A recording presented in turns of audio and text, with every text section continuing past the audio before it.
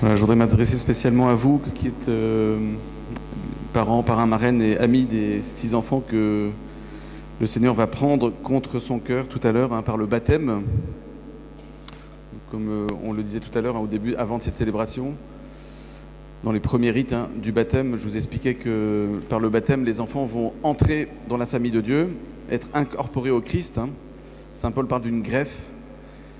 Nous sommes tous des greffons qui ont été incorporés, mis dans le corps de l'Église. Et le corps de l'Église, c'est le Christ.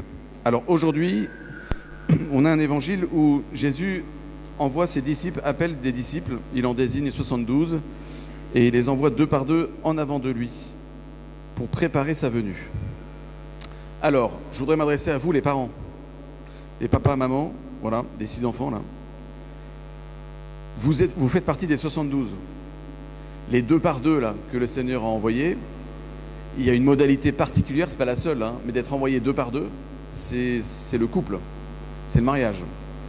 Quand vous êtes mariés, le Seigneur vous a mis par 2 pour vous envoyer annoncer la bonne nouvelle du salut. Vous avez été consacrés dans le sacrement du mariage pour porter du fruit, pour vous aimer et porter du fruit. Ce porter du fruit passe notamment par l'ouverture à la vie, engendrer, susciter des nouvelles vies, des nouvelles naissances. Et vous êtes envoyés 2 par 2 en couple pour pouvoir annoncer cette bonne nouvelle du salut. Voilà, le Seigneur a besoin de vous, il a besoin de chacun d'entre nous, même ceux qui ne sont pas mariés, heureusement pour moi. Il n'y a pas que le mariage, mais je m'adresse spécialement à eux puisqu'ils présentent leur enfant au baptême aujourd'hui. Mais en fait, ces 72, c'est chacun d'entre nous qui nous sommes envoyés pour annoncer cette bonne nouvelle autour de nous. Alors Jésus nous prévient, ce ne sera pas facile, ce ne sera pas naturel, ce ne sera pas spontané et ce ne sera pas sans difficulté.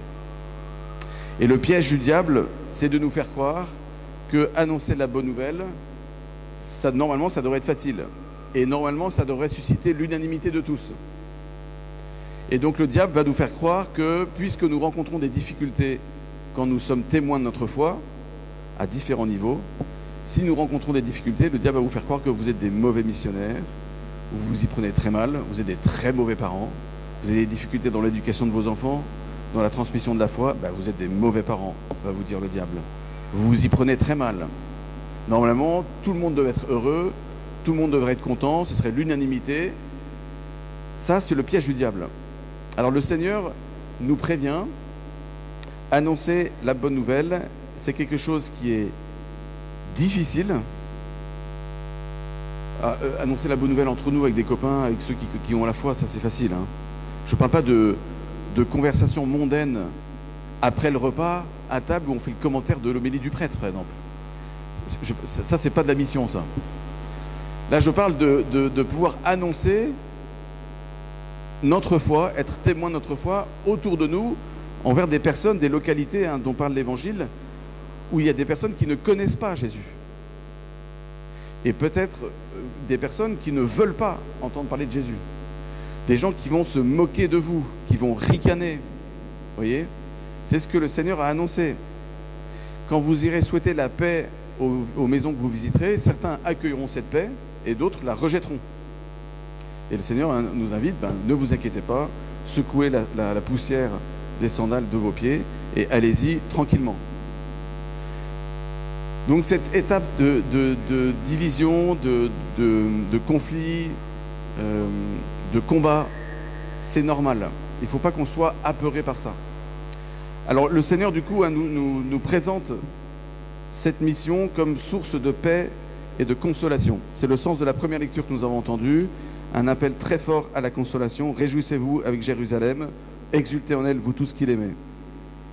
Pourquoi ? Parce que le Seigneur est venu apporter la paix comme un fleuve, comme un torrent qui déborde, la gloire des nations. Dans Jérusalem, vous serez consolés. Le sacrement du baptême, pour vous, un parent, parrain, marraine, c'est un sacrement de consolation et de guérison. Le Seigneur va purifier votre enfant du péché originel, puisque nous sommes tous nés avec ce problème. Nous sommes tous nés coupés de Dieu. Nous sommes tous nés sans cette charité de Dieu. Et par le sacrement du baptême, le Seigneur va entrer dans le cœur de vos enfants pour les délivrer de ce péché originel et s'y installer. La Trinité tout entière va s'installer dans vos enfants. Ils vont devenir, comme nous tous, nous sommes devenus par le baptême, des temples du Saint-Esprit. Voilà. Et donc le Seigneur vient apporter cette consolation et cette paix. Alors comment pouvez-vous, vous parents, apporter la paix et la consolation? Eh bien, je vous propose un moyen très simple. J'en donne pas 3 ni 5. 1. Priez en famille. Vous voyez, le baptême, ce n'est pas un sacrement automatique. Ce n'est pas parce qu'ils vont être baptisés aujourd'hui que tout d'un coup, tout va bien aller, qu'ils sont des grands chrétiens fervents et qu'il y aura la paix et la joie dans vos familles. C'est la source de la paix et la joie qui va être donnée par le baptême. Mais vous, les parents, vous êtes les premiers vecteurs de cette paix et de cette consolation dans vos familles. Comment vos enfants peuvent savoir que Dieu les aime comme un père et avec des entrailles de mère, dit l'Écriture? Comment ils peuvent savoir que Dieu est vivant? Comment ils peuvent savoir que Dieu est père pour nous?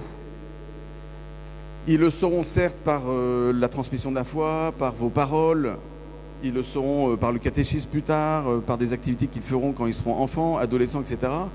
Mais le premier lieu de la transmission de la foi, le premier lieu de la transmission de la paix, de l'allégresse dont parlent les lectures aujourd'hui, c'est vous. Ça met un peu de pression, hein, mais vous êtes engagés tout à l'heure, hein. Les autres n'y étaient pas, mais je l'ai entendu. Vous avez dit que vous vous engagez à transmettre la foi à vos enfants. Et bien, cette transmission de la foi, elle se fait d'abord, c'est pas seulement, hein, mais d'abord par la prière en famille. On se souvient tous, si nous avons eu la grâce d'avoir ça, de voir nos parents prier, c'est quelque chose qui nous marque profondément. Avant les discours, avant les cours de caté que vous ferez peut-être, transmettez la foi, la consolation, la paix à vos enfants par la prière en famille. Alors évidemment, vous allez me dire, mais il faut qu'on prie tout seul, il faut qu'on prie en couple, maintenant il faut qu'on prie en famille. Bon, ça fait quand même beaucoup. Ben oui, ça fait beaucoup. Voilà. C'est propre de votre vocation. Il y a un triplétage de la fusée de la prière en famille. Vous priez seul, parce que vous avez une vie personnelle avec Dieu. Vous priez en couple, parce que vous êtes unis ensemble. Et quand vous êtes mariés, le premier acte public que vous avez fait, c'est de prier devant tout le monde. Peut-être que vous en souvenez pas, mais ce qu'on appelle la prière des époux, c'est cette prière que vous avez écrite la veille à 23h59 à l'arrache. Voilà. Et puis, il y a la prière en famille. Voilà, la prière en famille, c'est papa, maman, à genoux, au coin prière, avec les enfants, même si ça piaille de tous les côtés, même si on se jette des boulettes de papier, même si c'est la foire, c'est pas grave. Le but n'est pas d'avoir une prière monastique. Le but est d'avoir une prière en famille, courte, mais intense, même si c'est le bazar. Voilà. Et c'est là que vous transmettrez la foi. C'est là que vous transmettrez la consolation de Dieu. Amen.